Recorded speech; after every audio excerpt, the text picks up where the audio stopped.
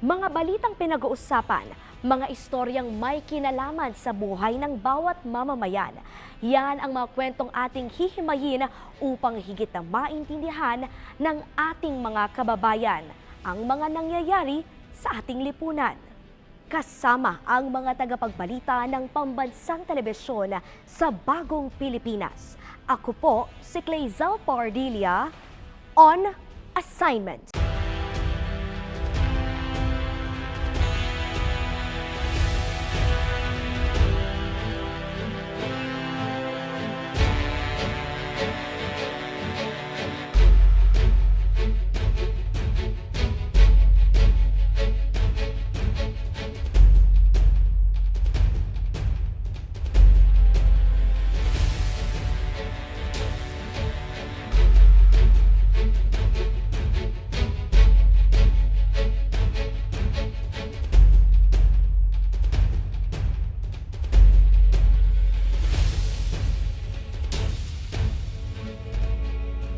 Ngayong Marso, ipinagdiriwang natin ang buwan ng mga kababaihan.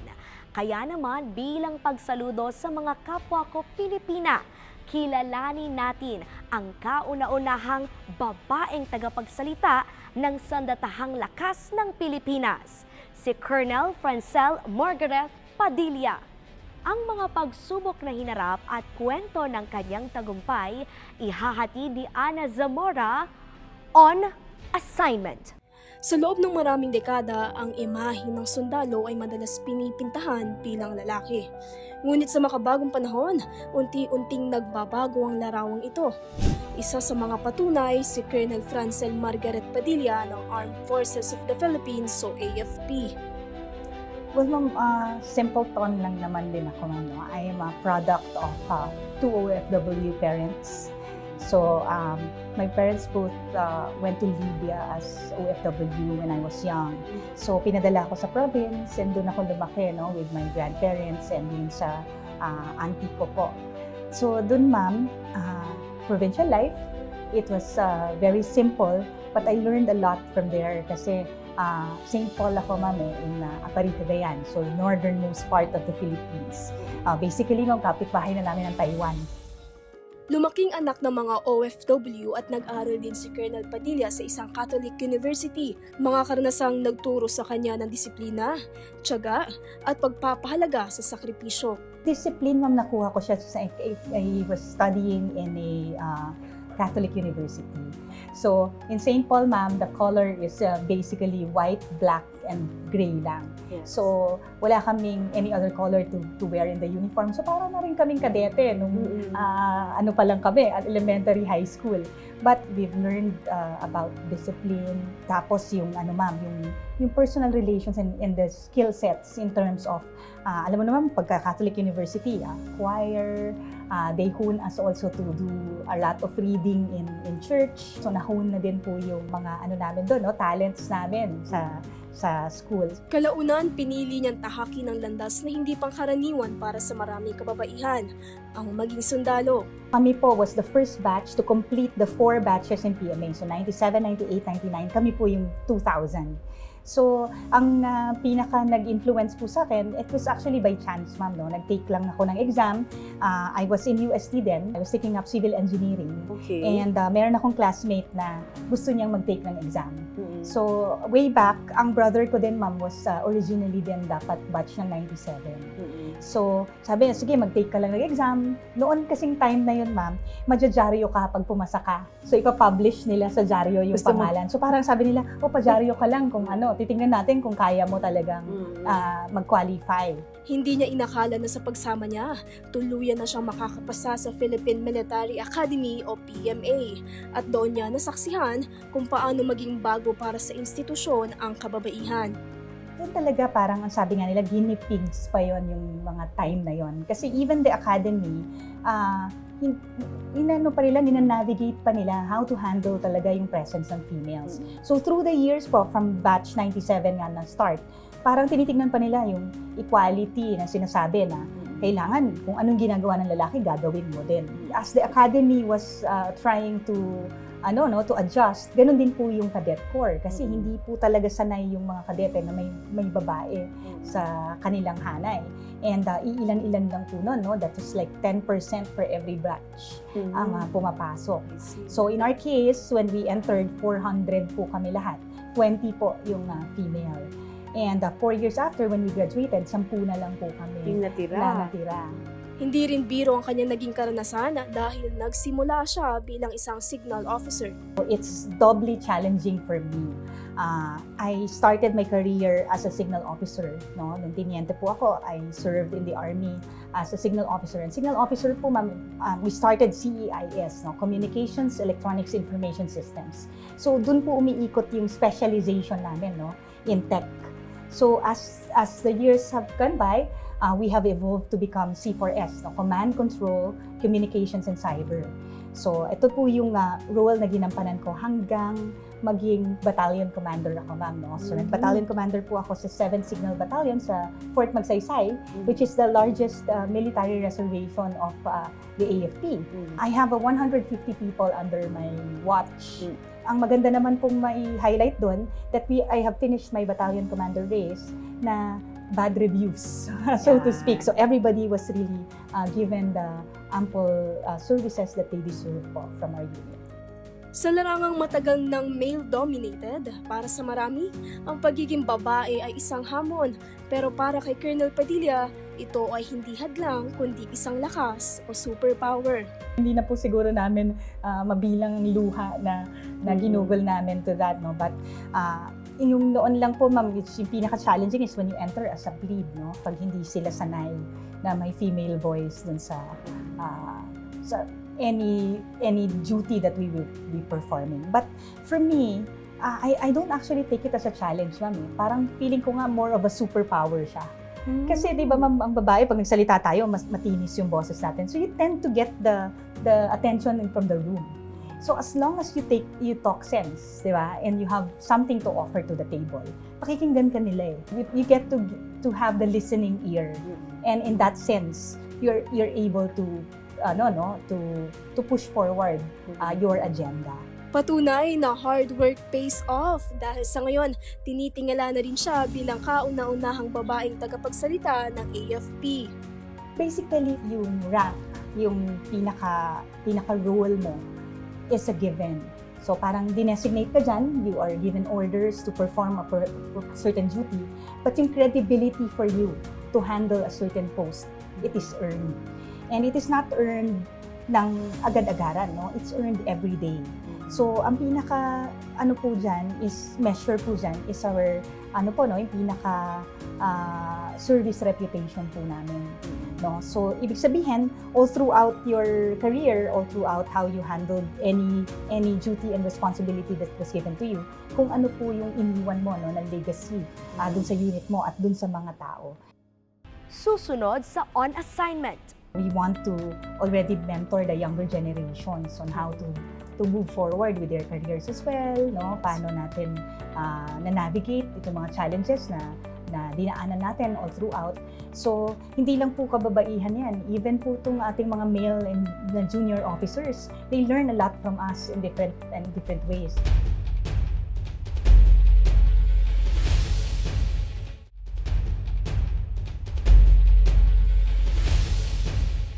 Sa paglipas ng panahon, malayo na ang narating ng papel ng kababaihan sa militar. Hindi na lang sila nasa likod ng operasyon, kundi nasa frontline service na rin.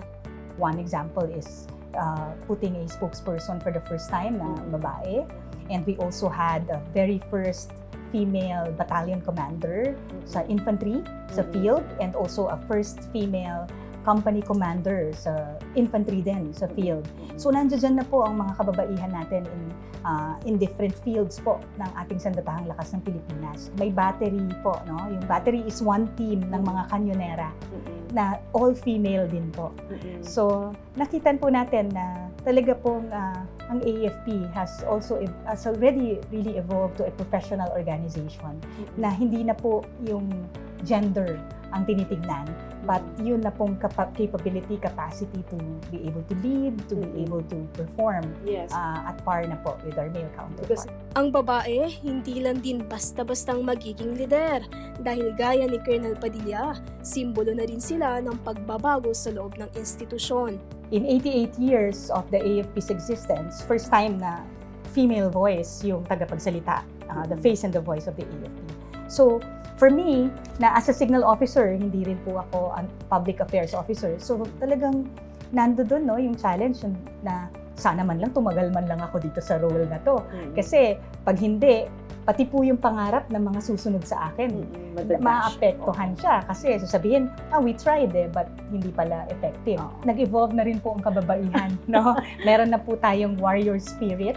And ang mga babae din po ngayon, ma'am, kasi talagang tumutulong na rin po sila. They're earning their own wages na rin, no? Not totally dependent to the husband now. No? So, yung modern na babae na po is out to prove the world that they can also be they can also perform in different capacities. Katunayan, isa rin sa tinawag niyang greatest treasure bilang babae ay ang pagiging ina. Yan ay lalo't ang isa sa kanyang anak ay nakatakdang magtapos sa PMA sa darating na Mayo. Sabi po niya, he wants to be a pilot like his dad. So, yun. Sabi ko sa kanya, magkadete ka na lang kasi hindi natin kaya magpaaral sa flying school. Yes. Yung panganay ko is data scientist. So, parang doon naman siya nagmana sa IT side. Sa IT side Opo. mo. Tapos ito pong bunso namin, dito po sa military side naman po siya. So, I know naman po kung nasan man po yung husband ko ngayon, he would be very proud to see his son na about to graduate po, no, in the academy. Yan ang sinasabi ko, ma'am, na greatest treasure and trophy of being a female, to be able to raise itong really very responsible sons. At sa mga susunod na taon na dekada, kumpiyansa siyang mas mapapalaganap pang layunin bilang isang babaeng sundalo. For me, at this point in time, mentor na po tayo. No? So we want to already mentor the younger generations on how to move forward with their careers as well. No? Paano natin na-navigate itong mga challenges na dinaanan natin all throughout. So, hindi lang po kababaihan yan. Even po itong ating mga male and junior officers, they learn a lot from us in different ways. Naniniwala si Colonel Padilla na patuloy pang lalawak ang papel ng kababaihan sa Sandatahang Lakas. To be part of that sisterhood, so to speak, of outstanding women in nation service. Talagang very overwhelming po siya. We're very grateful po, no, sa Sandatahang Lakas ng Pilipinas for embracing diversity and inclusivity. So, makita niyo naman po na ang AFP has been giving women the opportunity to lead in different capacities. At sa bawat babaeng papasok sa militar, mas nabubuo ang bagong mukha ng serbisyo sa bayan. Kaya ang mensahe ni Colonel Padilla sa mga kabataan, ang inyong Sandatahang Lakas ng Pilipinas po ay bukas ang aming pinto para po sa inyong serbisyo. No? So in different capacities, pwede po kayong tumulong, pwede po kayong mag-join sa amin as enlisted personnel. Andiyan dyan po, no? Sinabi nga natin kanina, napakarami pong fields of specializations that are open in the AFP. So if you're into tech, there's the Signal Corps. If you're into administrative, marami din po dyan. No? We have finance, we have logistics, we have CMO. Nandiyan dyan po, even media personalities, meron po yung role dito sa Armed Forces of the Philippines, other than the combat fields. So ngayon po, these are really exciting times and we need more of you to be part of us. So join us as enlisted personnel, as officers, no? We have the Officers Candidate School, we have PMA, marami po kayong pwedeng ways to join us in the Armed Forces of the Philippines. And pag hindi naman po, pag may trabaho na kayo, you have your own careers, you can also join us as reserve forces. No? So kung ano po yung niche nyo, ano yung careers nyo, pwede po kayong tumulong in different capacities. may dagdag mensahe rin siya para sa isinusulong at ipinaglalaban ng bansa. Sa buong kababayan po natin, ang bawat mamamayang Pilipino, iisa po ang puso natin. No? So with the geopolitical tensions that we're facing now, atin po ang West Philippine Sea. And ito po, ang panawagan po natin sa inyo, magkaisa po tayo at buo po tayo dito sa pinaglalaban po natin ang ating karagatan, ang ating karapatan at ang ating kinabukasan. Atin po itong alamin, paglaban at suportahan po. Ang kwento ni Colonel Padilla isang malinaw na patunay na ang modernong sundalong Pilipino ay hindi usapin ng kasarian, kundi ng kakayahan, paninindigan at tapang na magsilbi para sa bayan. At ang mga babae ay higit sa mababaw na pagtingin at waring bagay kung ituring ng karamihan, kundi may boses, may tapang, may puwang. Ana Zamora, On Assignment. Mula sa amin dito sa On Assignment, kaisa ninyo kami sa patuloy na pagtataguyod at pagkilala sa mga kapwa ko Pilipina. Mabuhay tayong lahat. Magbabalik ang On Assignment. Doon ko po nahalata na medyo may pagka-keki po, may pagkabading po siya noon. Kasi pag humihingi siya ng pasalubong kada alis ako, Barbie doll, mga ganyan. Yung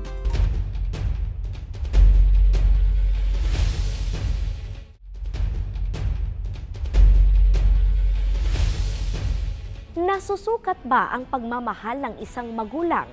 Paano kung sa murang edad pa lamang ay nagparamdam na ang inyong anak na siya ay miyembro ng LGBTQIA+. Yan ang makulay na istorya ng batang si Kiel na nag-viral online na kukulayan pa ng husto ni Abby Macapagal. On Assignment. Bibo, masayahin, malikot, minsan walang takot. Pero madalas, malawak ang imahinasyon at walang hangganan ang mga nais sa buhay. Yan ay ilan lamang sa mga katangian ng mga batang madalas nating makitang malayang naglalaro kung saan-saan. At kaya nila, ganun din si Kiel. Ang pinagkaiba lang, mas agresibo siyang gawin ang mga nais niya sa buhay bilang bata. Ang batang si Kiel, nakaipit ang buhok, nagbebestida, at kung kumilos ay para ring babae. Ako po si Wayne Ezekiel Vito Pero at ako po ay 9 years old. Nag-aaral po ako sa Victoria West Central Elementary School. Noon pa man, mahilig na si Kiel sa mga laruang pangbabae gaya ng manika.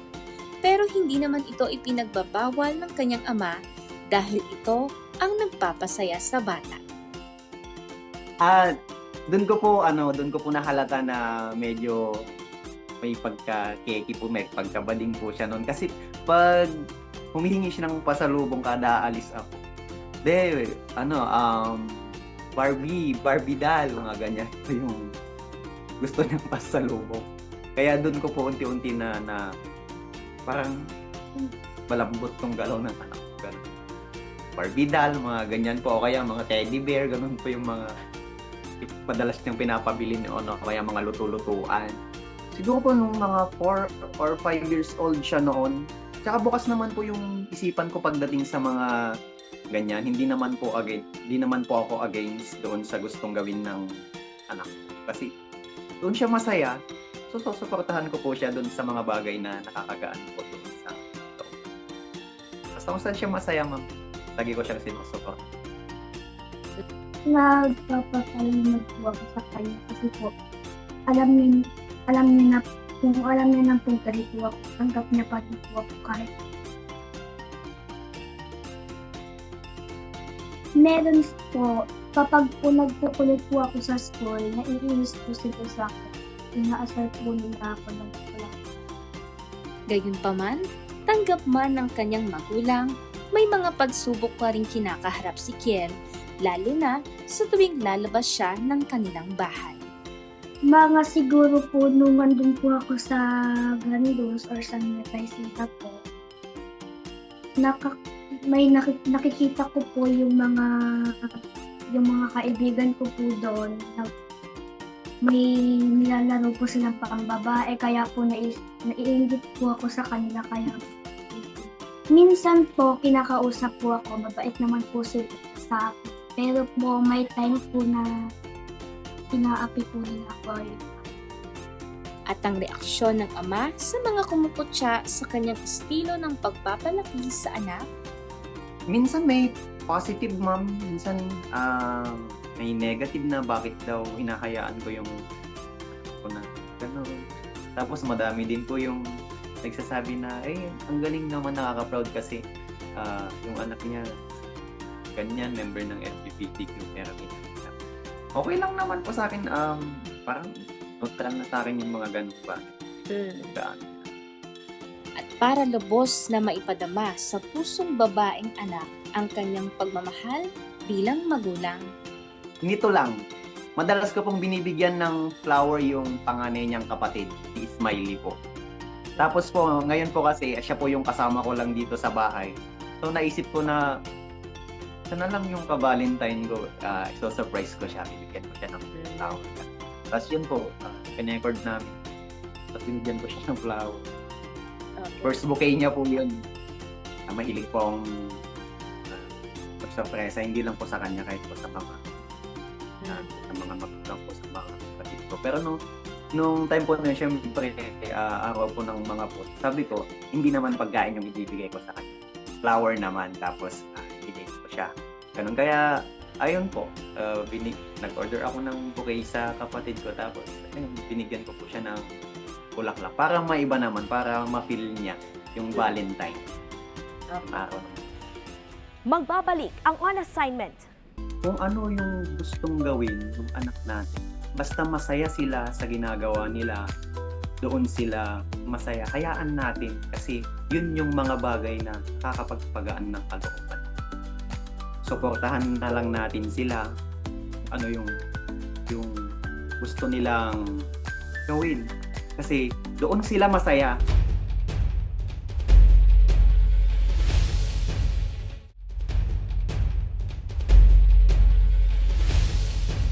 Nung time po na yun, syempre, araw po ng mga po, sabi ko, hindi naman pagkain yung ibibigay ko sa kanya. Flower naman, tapos ibigay ko siya. Ganun, kaya, ayun po, nag-order ako ng bouquet sa kapatid ko, tapos binigyan ko po siya ng bulaklak. Para maiba naman, para ma-feel niya yung Valentine. Araw naman. At ito na nga ang viral video ng mag-ama na pumukaw sa damdamin lalo na sa mga kababayan nating mahilig tumambay online. Ginawa ko po yung video na yun. Kasi gusto kong iparamdam sa kanya na lucky siya na may puso pa. Deserve niya yung pagmamahal ng ama. Natanggapin siya bilang siya kung ano siya. Gusto niyang maging, kung ano yung gusto niyang maging sa buhay niya. Kasi ang dami kong nakikita na mga ganung mga parang negative comment doon sa mga bakla, lalo na sa mga bata, kasi bata pa yung anak ko. Tapos parang gusto kong ipakita sa mga tao na laging nagsisimula sa mga pagmamahal na dapat maramdaman nila habang sila yung bata. Para pagdating ng panahon, tinanggap siya ng magulang, tatanggapin din siya. Gayunpaman, hindi inakala ni Les na libon-libong netizens ang bibilib sa kanya bilang ama dahil sa suportang pagmamahal na ipinakita niya sa kanyang anak na sa murang edad ay nagpahayag na ng kanyang saloobin bilang miyembro ng LGBTQIA+ community. Hindi ko in-expect na magiging ganun yung video kasi lagi naman akong nag-upload ng mga videos niya ng kung ano-ano na never ko talagang inisip na biglang magva-viral, magte-trend yung video. Hindi ko siya inasahan na Tapos nakakatuwa po na ang daming mga na nagko-comment, tapos nagme-message sa akin na nakaka-proud daw kasi yung support sa mga anak. Lalo na sa mga member ng LGBTQ nagko-comment sila. Puti po kayo. Okay. Sobrang nakakatuwa, nakaka-inspire din, nakakagaan sa loob na ang daming naka-appreciate noong video. Yung munting video, yung munting sorpresa na ginawa ko sa Sa ngayon, patuloy tayong lumalaban para itaguyod ang mga karapatan ng bawat miyembro ng LGBTQIA+ community. At bilang ama na may anak na bahagi nito, ang message ko sa kanila, kung ano yung gustong gawin ng anak natin, basta masaya sila sa ginagawa nila, doon sila masaya. Hayaan natin kasi yun yung mga bagay na kakapagpagaan ng kalooban. suportahan na lang natin sila. Ano yung gusto nilang gawin. Kasi doon sila masaya. Lagi nating isipin yung kasiyahan ng mga anak natin. Kasi hindi yan magiging masaya kung tayong mismong magulang pinipigilan natin sila doon sa mga bagay na gustong-gusto nilang gawin. Sabi ko nga kanina, ma'am, sa atin palagi magsisimula yung pagmamahal. Kasi kadugo natin yan, tapos alang tayo pa yung maging rason para i-hate sila nung mga tao sa paligid nila, nung mga tao nakakasalubong. At ang kanyang pangarap para sa anak, Yung pangarap ko sa kanya, siya na po yung makakasagot nun. Kasi sa akin lang naman, kung ano yung gusto niyang marating sa buhay niya, doon ako pala. Pangarap niya yun. Hindi ko na po pangarap yun para sa sarili ko. Susuportahan ko na lang po. Ano yung pangarap? Pangarap ko po maging doktor para po paglaki po ng mga magulang ko or magagamot ko po sila. Mag-aaral po ako gusto Sabi niya, ma'am, gawin lang daw nila yung gusto nila basta wag papabayaan yung pag-aaral. sa mundong maraming matang mapanghusga, lagi nating tandaan na sa pamilya magmumula ang tibay, lakas ng loob, at tiwala sa sarili na kaya nating harapin ang kinabukasan ng buo ang loob at walang dapat katakutan. Abby Macpagal, On Assignment. Ang tunay at wagas na pagmamahal ay walang pinipiling kasarian. Kaya maraming salamat po sa mga magulang na hindi tumalikod sa kanilang mga anak na yumakap sa napili nilang pagkakakilanlan. Tuwing may selebrasyon, minsan hindi may iwasan na may kaunting inuman, but make sure na nasa tamang edad ka and always drink moderately. Pero ano nga ba ang istorya sa bawat boteng kasama natin tuwing may kaganapan sa ating buhay?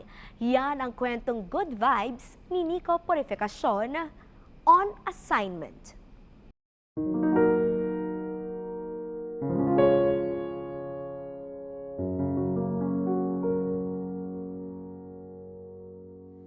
May mga alaala na hindi mo man naranasan pero may kurot sa puso sa tuwing nakikita. Mga lumang pader na saksi sa mga kwentong paulit-ulit nang naipasa.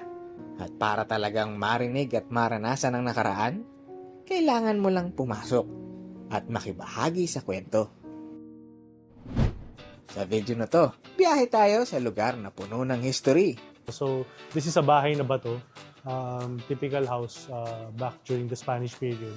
Mystery, Parang naging panaginip siya ng lolo ko na may nangangabayo na babae na nakabikini ng red, nakasakay ng puting kabayo.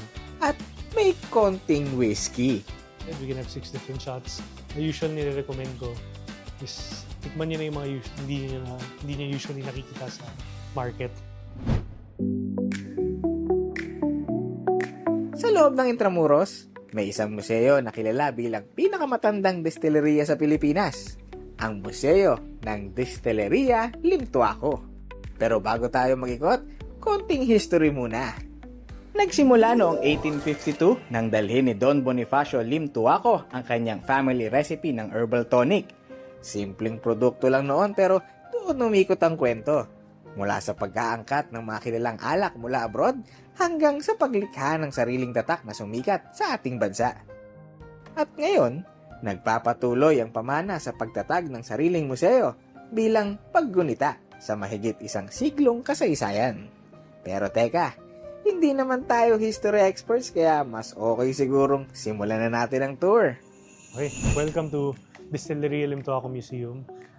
Actually, this is the museum of Distilleria Limtuaco, the oldest distillery in the Philippines. So in 1979, Julius Limpe, yung lolo ko yun, binili niya yung bahay na to. No? So, this is a bahay na bato back during the Spanish period. As much as possible, sinubukan namin i-preserve yung bahay. Wala kami pinalitan. So, yung goal niya dito was to create a museum with the products and the machines of the company. Since the 1980s, may museum na kami dito pero inopen na namin to the public noong 2018. Pagpasok mo pa lang, parang niyakap ka na ng lumang Maynila. Dalawang palapag na puno ng pasilip sa nakaraan na para bang set ng lumang pelikula. So usually, yung gusto namin pakita kung paano ginagawa yung alak dati. Tapos hanggang sa paano namin ginagawa yung alak ngayon. Basically, parang binuburo lang. Si Basi, which is sugarcane. Si Tapoy, which is rice. Tapos si Tuba, which is coconut sap. So meron kang dadapilan. Itong dadapilan is sa sugarcane crusher. Carabao drone. So umiikot si Kalabaw. Tapos umiikot tong mga pillars na ito. Simple lang ang proseso. Pinipiga ang tubo gamit ang crusher na hinihila ng kalabaw para makuha ang katas nito. Ito ay niluluto, saka iniiwan para maburo. Habang tumatagal, nagiging alkohol ang asukal pero nagiging suka naman kapag napabayaan. Kaya mahalaga ang tamang kontrol sa proseso para sakto lang. Basi. Ang unang product talaga namin is ito. So, yung ancestor ko, si Don Bonifacio Lintuaco, pagpunta niya sa Pilipinas, may dala siyang recipe ng parang herbal tonic. So yung brand name nun dati was Shock Koktong. Eventually, magiging generic term na yan. Ngayon, lahat ng mga similar products, Shock Tong na yung tawag nila. Sa unang palapag, makikita ang mga ingredients sa paggawa ng alak. Kabilang ang mga Chinese herbs na karaniwang ginagamit sa traditional medicine na ine-extract para makagawa ng alak. Makikita rin ang mga miniature replicas ng unang factory equipment at ang iconic barrel na madalas gawing photo spot ng mga turista. May mga lumang laboratory tools, filling machines na ginagamit noon para mailagay ang alak, makina na naglalagay ng tansan, at iba't ibang bote mula sa mga lumang disenyo hanggang sa ilan na ginagamit pa rin ngayon. Siyempre, hindi kumpleto ang kwento kung wala ang sikat na Calendar Girls. Isang whiskey brand na mas sumikat hindi lang dahil sa lasa, kundi dahil sa iconic nitong ad campaigns na naging bahagi ng pop culture simula pa noong 1969, mula kay Lily Chaco hanggang sa mga sikat na personalidad tulad nina Evangeline Pascual, Lona Tolentino, Carmi Martin, at marami pang iba. Sa paglipas ng panahon, nag-evolve na rin ang konsepto. Naging inclusive na rin dahil sa iba't ibang personalidad at tema, gaya ni Sasa Girl at Ninong Rai. Yung usual na sinasabi namin na story dito is parang naging panaginip siya ng lolo ko na may nangangabayo na babae na kabigini red, nakasakay ng puting kabayo.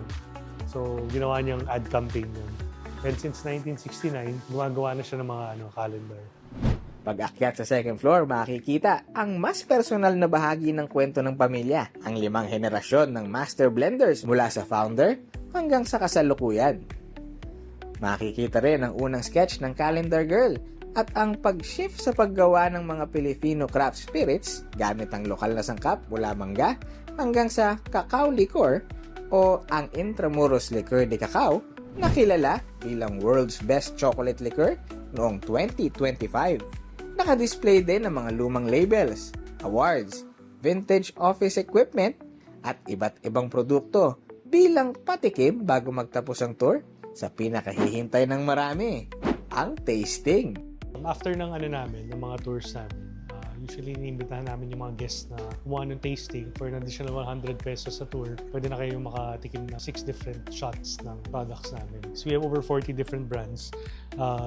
And nakita nyo naman yung history, yung mga iba-ibang products. 100 pesos na ang entrance at 50 pesos naman para sa mga estudyante at seniors. At kung 18 plus ka, may optional tasting pa sa halagang 100 pesos. Kaya kung naghahanap ka ng tipid, kakaiba, na may konting sipa sa pagbisita, hindi mo na kailangan lumayo. Dahil sa mga lumang pader ng Intramuros, may buhay ang bawat bote, alaala sa bawat araw ng kalendaryo at kwentong magpapangiti sa bawat tagay mo.